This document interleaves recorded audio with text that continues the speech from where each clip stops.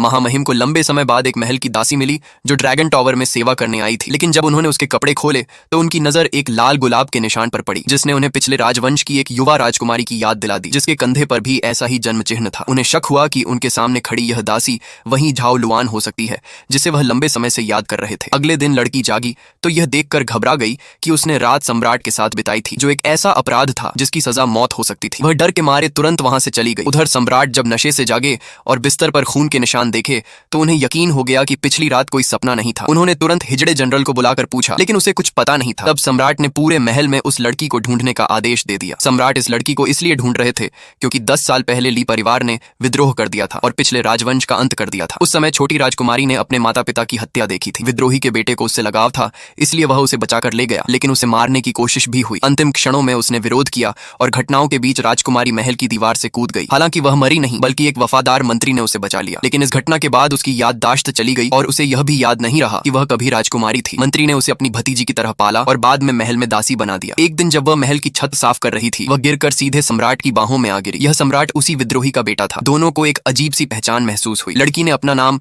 Zhao आलुआन बताया। सम्राट को शक हुआ और उन्होंने उससे सवाल की। बिना उसकी बात सुने उन्होंने उसे दोषी समझ लिया और उसके साथ कठोर व्यवहार किया। लड़की दर्द में रोने लगी और उसका रोना सम्राट को झाओ लुआन की याद दिलाने लगा। उन्होंने उसे उसी का विकल्प मान लिया और अपने पास रखने का आदेश दिया। सम्राट ने भ्रम में उसे राजकुमारी समझ लिया और ड्रैगन टॉवर ले गए। यहीं से कहानी की असली शुरुआत होती है। यह विशेष ध्यान लड़की के लिए खतरे से भरा था, क्योंकि सम्राट उसे हर हाल में ढूंढना चाहते थे। पूरे महल में तलाशी ली गई, लेकिन कोई ऐसी लड़की नहीं मिली जिसके कंधे पर गुलाब का निशान हो। सम्राट को यकीन था कि उन्होंने उसे देखा है, लेकिन कोई प्रमाण नहीं मिला। उनका गुस्सा बढ़ता गया और उन्होंने सख्ती से पूछताछ शुरू कर दी। लड़की से सवाल किए गए कि वह रात कहाँ थी,